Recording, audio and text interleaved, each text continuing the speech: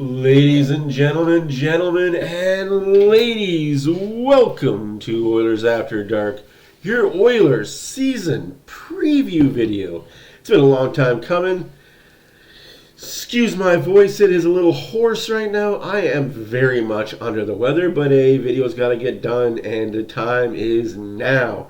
I'm going to pan down in a second to show you some surprises.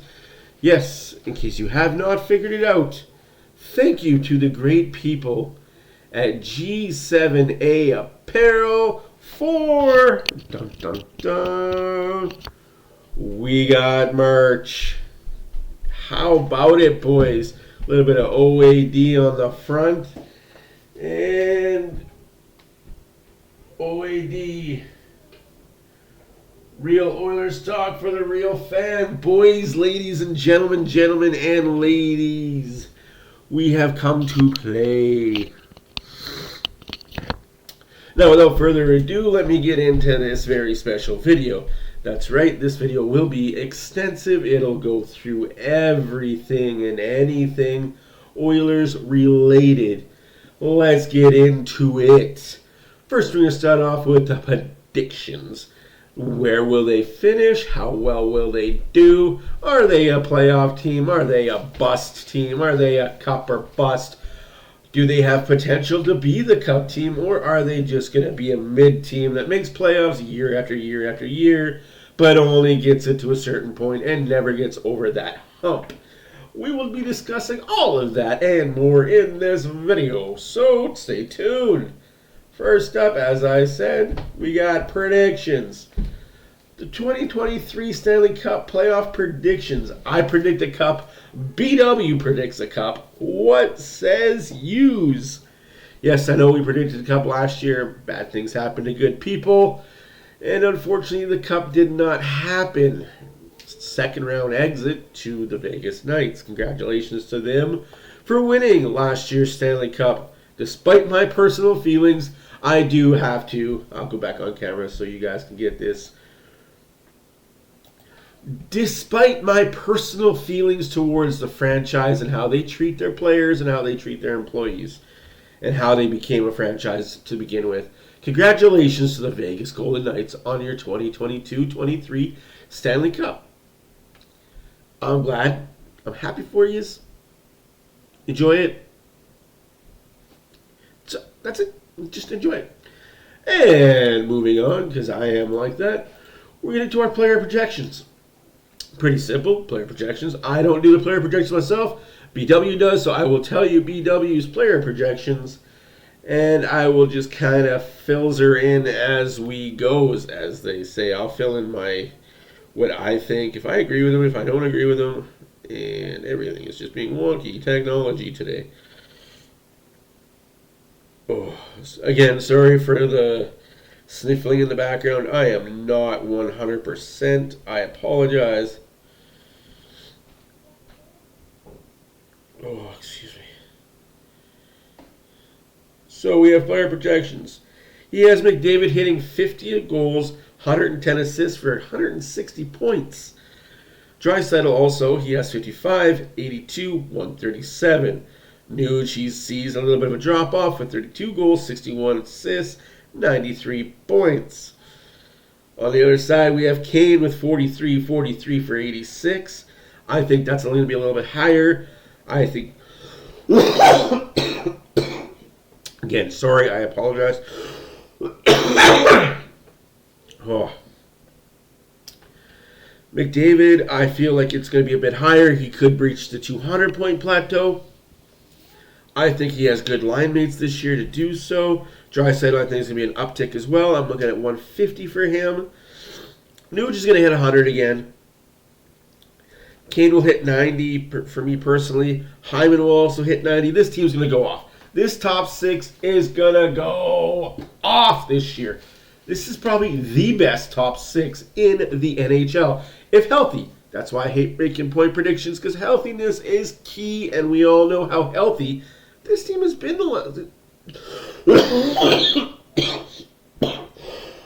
Excuse me. We all know how healthy this team has been the last few years. Oh, I apologize, guys. I'm trying to make this video. Bouchard, 13, 60, and 78. Brown, 33, 77 for 70. McLeod, he sees, is going to overachieve with 45 points, 15 goals, 30 assists. Holloway as well, he feels, is going to be an overachieving player at 12, 24, and 36. Me personally, I don't see McLeod and Holloway reaching those. I think they're going to get 25 points, 25 to 30 points each, which is still pretty dang good for third line, fourth line. Now, Skinner, he sees 34 wins. Campbell, 21 wins. If you add all that, 34 and 21 is 5 and 5, 55. I see things a little differently, but that's just me. Again, predictions are predictions, and I love them. I like them. I think the Oilers are going to go 57, 20, and 5. He thinks they're going to go 55, 22, and 5. I see 2 more wins. They're not winning he sees them winning the Pacific Division, winning the President's Trophy, winning the Stanley Cup. I see them winning the Stanley Cup, winning the Pacific Division, but not winning the President's Trophy. Stay tuned for the NHL full recap video coming up shortly for who I think is winning the President's Trophy. Predictions. Ooh, predictions. Gotta love predictions. You guys might be surprised at all of it.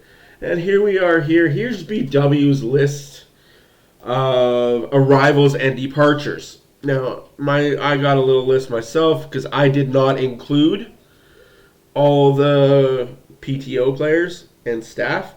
Good on him for doing so because a lot of work went into this for him. So we're going to start off with the main arrival, which is Connor Brown. 1 year. CEO of Hockey Operations, Jeff Jackson, is another huge arrival. For those of you that don't know, Jeff Jackson is the former agent of McDavid. Not current, former. But ties with him and other players could mean good things for the Oilers moving forward. Forward Jaden Grubb, 3 years. Drake Kajula, 2 years. Lane Pedersen, 2 years. Defenseman Ben Gleason, 2 years. Defenseman Noah Offermeyer, 1 year. Scouting got a new upgrade as well with Rick Percy. Noah Segal is now the video coach, and Mike Finelli, video coach as well. And Michael Parketta is the analytics guy. I like it. I like the changes that were made top to bottom. Changes need to be made. Yes, some good people got sent away.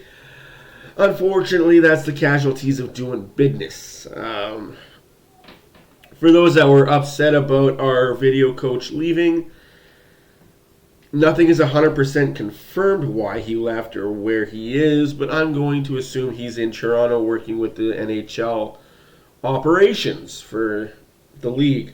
You need the best eyes, you know. Sam Gagner, also PTO. We'll get into more of that in a bit. Forward Brandon Sutter, also on a PTO. Looking good so far in camp. Liking what I'm seeing. Excuse me.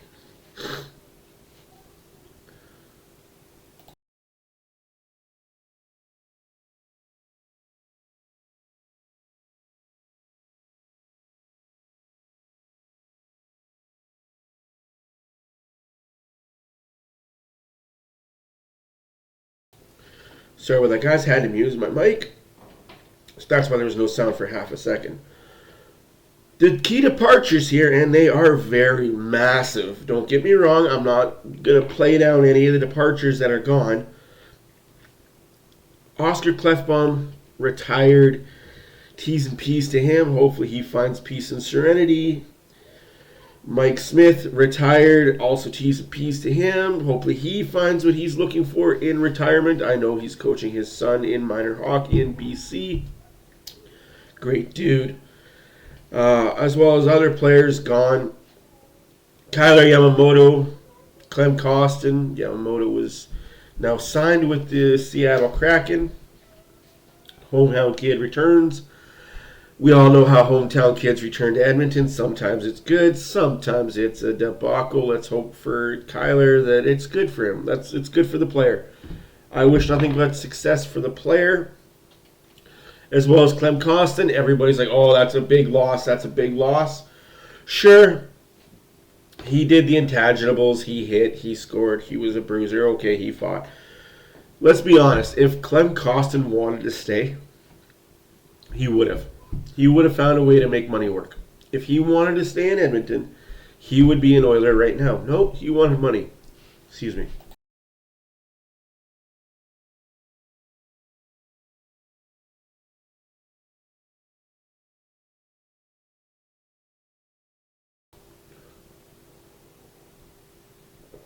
My bad, I should have been muting my mic the entire time. Unfortunately, I didn't hit the mute button quick enough for the other ones. Okay. Oh, this is bad when you're sick. Also leaving is Nick Bukestad. He went to Arizona, back to Arizona, where he's looked good in their preseason games. He went back home. He always said he'd go back to Arizona if the money was right. Money was good. I don't blame the guy for going back home where he's comfortable. He came to Edmonton as a mercenary, let's say.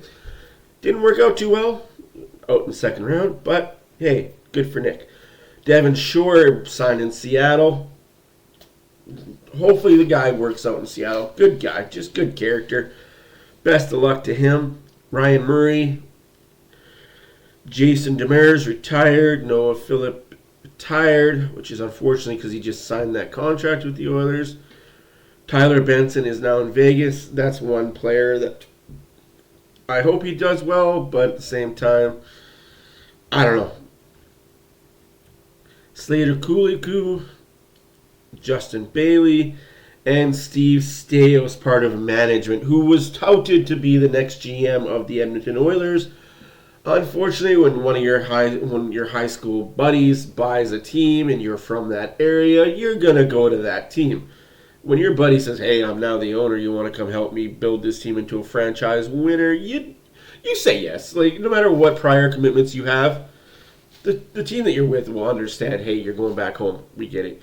Tyler Wright scouting is gone, and Jeremy Kopal. That's the name I was mentioning. I couldn't remember his name for half a second, but thank you, BW, for putting it down so I could read it.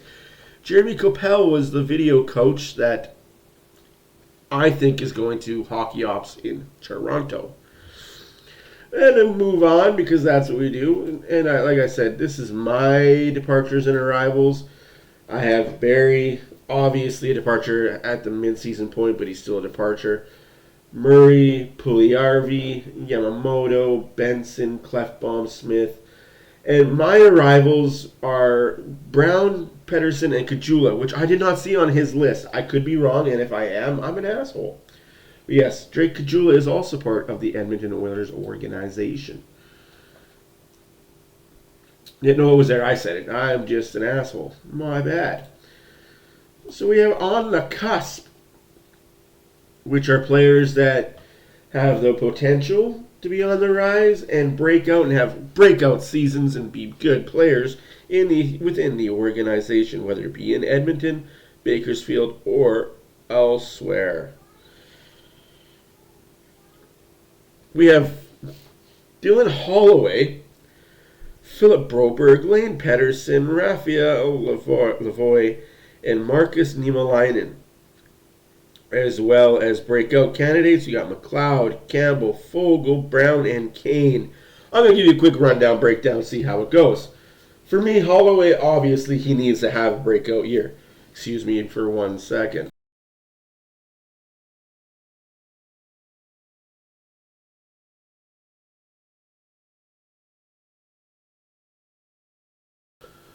Holloway, obviously, this is a big make or break year for Holloway, in my humble opinion, and it's just my opinion. You guys can agree to disagree.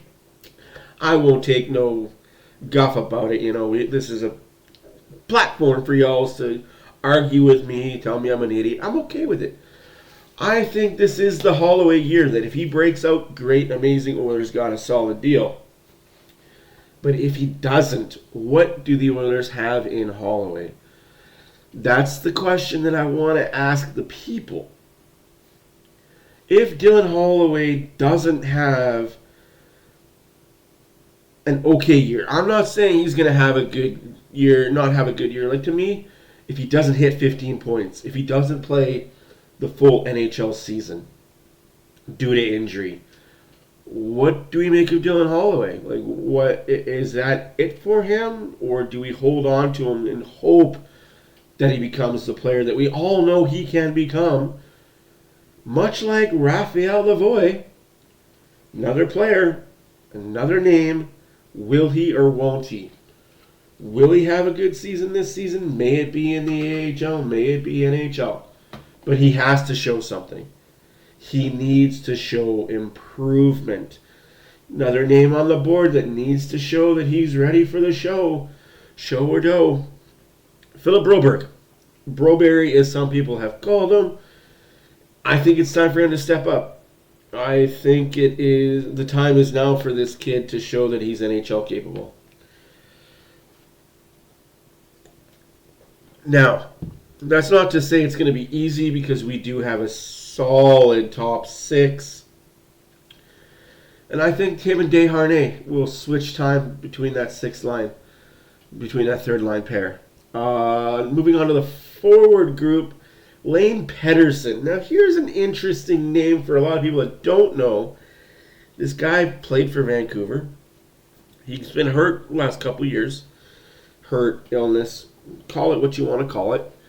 But he has the potential to replace both Bukestad and Costin in what this kid can do. Pay attention to him in the preseason games, folks. I am telling you right now, like I told you last offseason about Desharnais, I was pretty right about that. Pedersen is a kid to watch out for. He is going to prove a lot of doubters and a lot of naysayers wrong about him in a good way. Now we got Markus Niemelainen. Same thing for Mr. Niemelainen. What are you, kid? Are you AHL? Are you NHL? Are you a tweener? We need to know. We need to know as Oiler fans what you are. Are you ever going to reach your potential, or are we just going to have to cut bait in the trade deadline or off season and get something for you? Moving over to the breakout candidates, he's got Ryan McLeod over there. I'm going to touch on Ryan McLeod first because he's a very interesting subject right now. And give me half a second.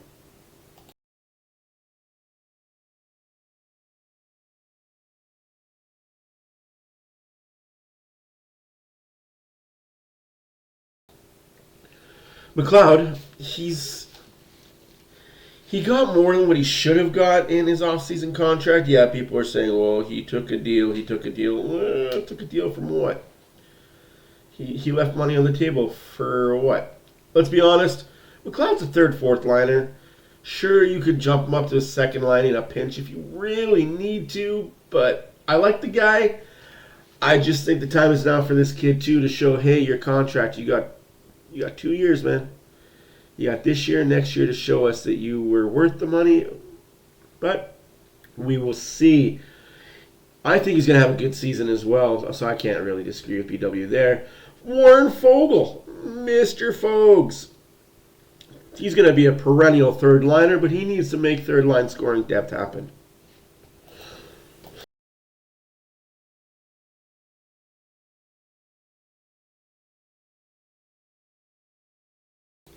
Excuse me again. He needs to make that scoring depth happen. He really does. He needs to drive that third line with him, McLeod, and whoever the winger is on that third line. May it be Holloway or Janmark or other. That third line needs to help out the top two lines and produce some depth scoring all season long. Otherwise, teams are just not going to care. Hey, who cares they're on the ice? We don't care. Moving forward to the goaltending situation, and Jack Campbell. Mr. Campbell, let's get some soup on the grill. he's going to be an interesting goalie to watch this year. I can't wait to see him in a few preseason games, see how his mental health is doing. Me personally, I think he's going to have a massive bounce back year. I think that first year struggles with the Oilers was just not knowing your team, not knowing your defense, new city, and all that jazz. Look for Campbell to have a great year. Connor Brown, another player coming off injury the Oilers have picked up. What a sweetheart deal. We'll call it what it is. It is the Connor McDavid sweetheart deal. And I think Connor Brown playing with whatever line he plays on, whether it be McDavid's line with Kane or Draisaitl's line with Hopkins, he's going to put up points. He's got every reason to succeed this year because, hey, if he succeeds, that contract isn't just going to be bonus money for next season. That contract is going to be money. And, hey, could be another 2-year signing with the Oilers, 3-year signing with the Oilers. Hey, happy Connor, happy Oilers, right? Moving on to the aforementioned Evander Kane. Injury-plagued season in the 2022s. Now let's hope the 2023-24 season is better for this guy's health. Mental, on ice, off ice, the whole nine. This kid just needs a break. Let's hope the break happens and the Oilers benefit from a healthy 82-game Evander Kane, helping the Oilers be physical, also putting in a few points. Now, you got all that, get it good and understood. Let's move on to the breakdown of what they need. Potential additions, arising questions, and potential additions. Potential additions here. Top 4 defensemen, potentially trade deadline. We're talking now. What do they bring in at the trade deadline? Do they bring in a top 4 defenseman, which means trading away some of the younger prospects, or a solidified third or fourth liner? Fogle, players with contracts. Or do they bring in a third line center? I think that third line center has been updated already with the addition of either Pettersson or the PTO of Sutter. Third or fourth line. So pretty much they just need something up the middle depth-wise, but I think they've squashed that question with the additions that they have at camp. They may prove me wrong and not be very good, but I think Pettersson's going to be good enough to be that third, fourth line addition.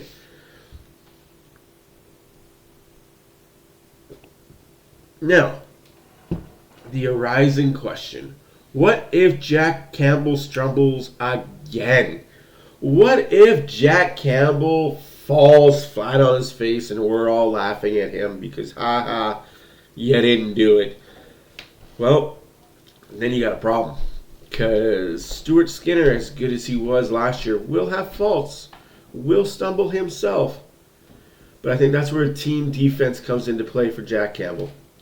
The team around Mr. Campbell needed to be better in the first 2 months of the season. Yeah, toughest schedule to start the year last year. This year, there's no excuse. They have a pretty soft schedule this year to start the year. What if Evander Kane fumbles? Oof. Well, if you got Evander Kane fumbling, then you got Brown that can kind of ease it. Then you got Hyman. There's just a lot of things that could replace an Evander Kane and let him work through his struggles. What if Connor Brown doesn't produce enough? What are we expecting from Connor Brown? Are we expecting a 100-point season? No. Are we expecting a 30-goal season? No. We're expecting him to just help out. We're not expecting him to be the superstar. We're just expecting him to be a cog in this machine. And hey, anything better than 45 points for me is amazing. But again, I see good things for Connor Brown. I don't see stumbling happening unless he's hurt, which would suck. Which brings us to, what if Ryan McLeod isn't ready? Good point. Again, what if Ryan McLeod isn't ready? Well, too late. You already made that bet. You signed him to a 2-year contract. There's really nothing you can do aside from trade him, and then what are you going to get for him? Because teams already know after his contract he's out of Edmonton, or you're going to sign him to a longer-term deal. Either way, this kid needs to figure it out. He needs to be ready. For the Oilers and for himself, he needs to be ready. What if Dylan Holloway isn't ready? Same question, same answer. If he's not ready, then you might have to put him in a trade package to get that top 4 defenseman that you need. It's just facts, guys. It sucks, but if these kids aren't ready, you can't be sitting in the AHL forever. You can't constantly be in the AHL. Look at, and I'll take the recent Tyler Benson as example. Great top line AHL player. Great numbers guy in the AHL. In the NHL, he couldn't produce at the top line, so they put him in the third line to say, hey, we need you to muck things up a little bit. We need you to be a bit of a banger. I know this isn't your role, but we just don't have room for you in the top 6. Take this role now. Play third, fourth line minutes now. Be the banger. Put up some points. Help with depth scoring. You'll get rewarded in the future with top 6 minutes later on when we have room for you in the top 6. Guy wasn't that. He was an AHL top liner. Good luck to him in Vegas, like I said. We'll see what he is in Vegas. Could prove me wrong. He could be one of those things that the Oilers just didn't take enough time to figure out with. Wouldn't be the first time the Oilers rushed a player, and when he didn't work out, they just shipped him off to the desert.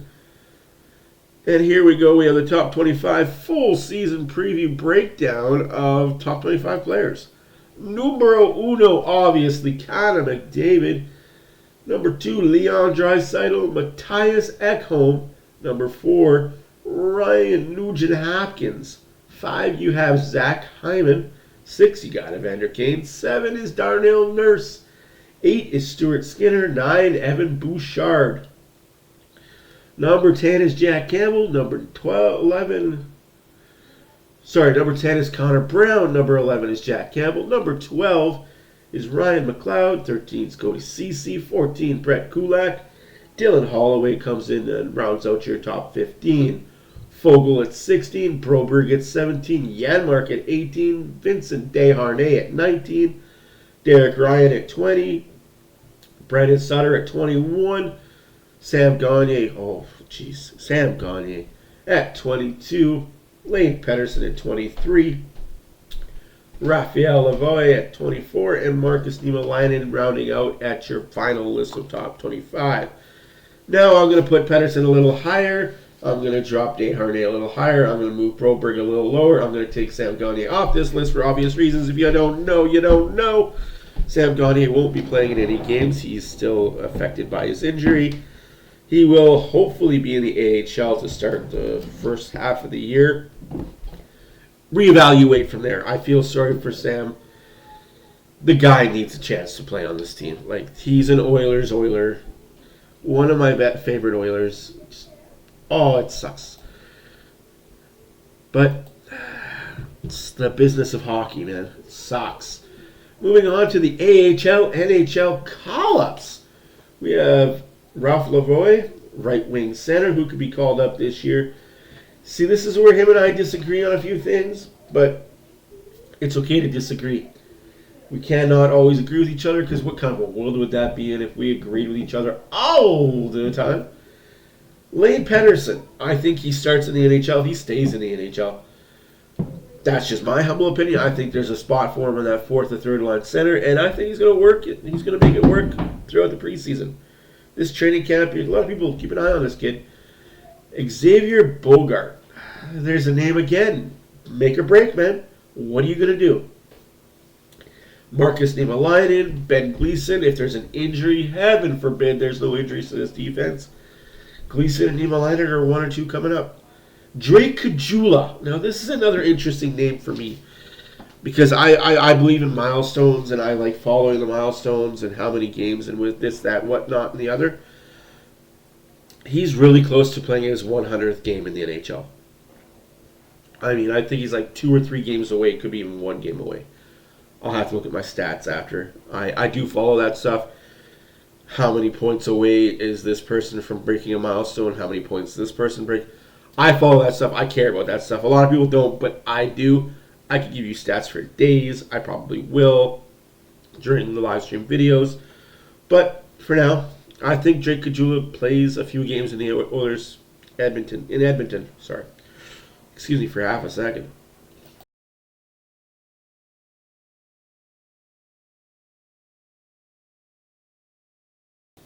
Excuse me, getting these toxins out. Drake Caggiula is a cusp player for me. He could make the team, but he could be the first call-up if somebody gets hurt in the bottom six. Olivier Rodrigue, another very interesting thing for me. People say, well, what if Campbell struggles? What if he fails? Send him to the press box for 4, 5, 6 games. Have Olivier Rodrigue back up Skinner for a few games. Have him play in a back-to-back situation. And just let Campbell rest mentally and physically. If Campbell struggles, we have a really good farm system of goalies that can come up. Don't know if you guys watch the Young Stars tournament, but Nathaniel Day, have yourself a tournament, kid. Wow, he was good. Excuse me. Now moving on to the PTOs and CallUps. This is where it gets a little iffy, siffy, squiffy.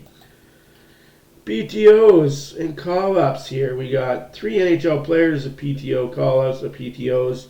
Obviously, Sam Gagner is no longer in the mix of things, but it is what it is. I have Raphael Lavoie, Drake Caggiula, and Brandon Sutter. Honestly, I think Sutter signs the PTO. I think he makes the team out of camp, and he plays well. Solid body up the middle. That's exactly what we're looking for. I honestly believe that with McDavid, Draisaitl, Sutter, and Pettersson as your 4 centers, you're going to win a lot more face-offs than you're going to lose. You're also going to be solid depth up the middle that can play both defensive and offensively. Offensively, obviously, comes from McDavid, Draisaitl. The defensive side comes from Pettersson and Sutter. BW's thoughts are Lane Pettersson is going to start in the AHL but could get called up. Ben Glasson starts in the AHL, gets called up. I agree with that. And Sam Gagner. I really hope he does end up signing with the Oilers. They find money to sign him and he plays a handful of games with the Oilers organization. Moving on to the lines that we see. Offensive lines and defensive lines for BW. This is what he feels the lines are going to look like. Evander Kane, Connor McDavid, Zach Hyman on the top line with Hopkins, Draisaitl, and Brown.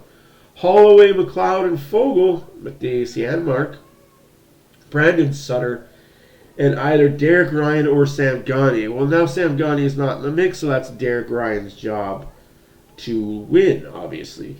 Then on his defensive pairings, he's got Matthias Ekholm with Evan Bouchard, Darnell Nurse with Cody Ceci, Brett Kulak with either Broberg or Desharnais. Stuart Skinner is your starting goalie, and Jack Campbell is your backup.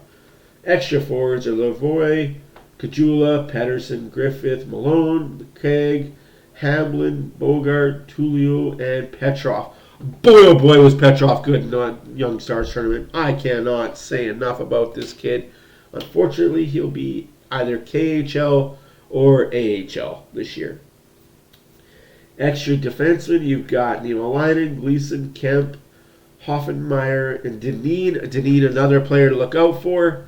He hit at the scrimmage. You'll never want to see it, but hey, keep the fight. Keep the fight. Your goalies are obviously going to be Picard and Rodrigue. Like the names, remember the names, because they're going to be on your screen quite a bit in Oilers jerseys coming up. Oh, excuse me for half a second. Just look at the graphic.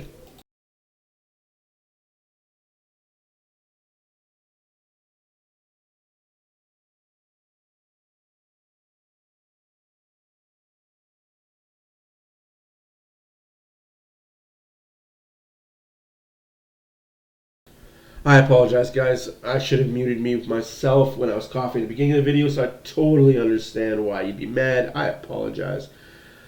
Transitioning to my lineup here, we got Evander Kane, McDavid, and Brown as your first line. Second line, Hopkins, Draisaitl, Hyman. I switched Brown and Hyman.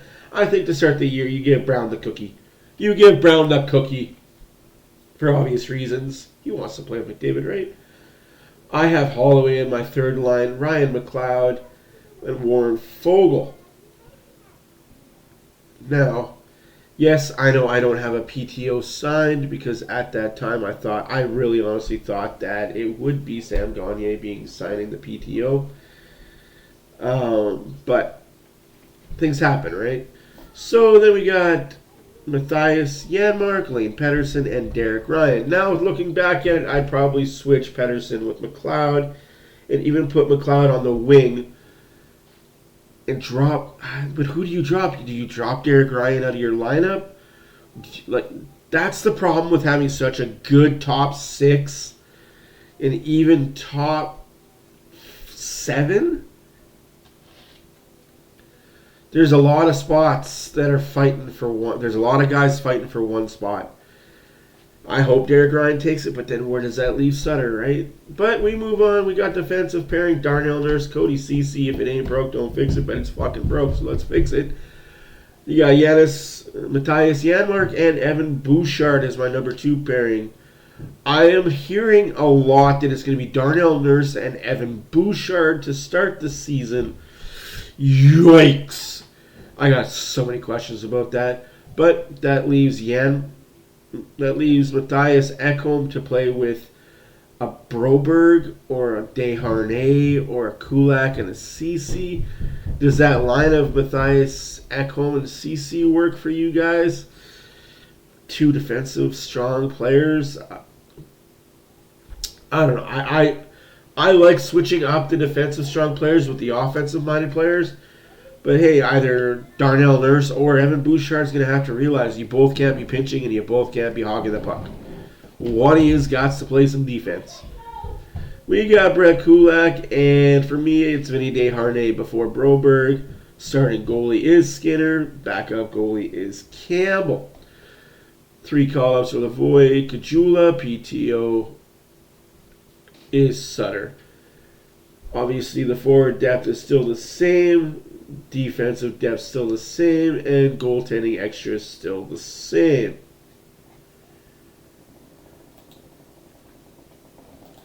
So, ladies and gentlemen and ladies, what did y'all think of all that? I know it was a lot of info to take in. Again, I apologize for my coughing. I couldn't find my mouse quick enough to mute me the first couple times. But tell me what your thoughts are. Do the Oilers stand a chance in hell of winning the Pacific Division?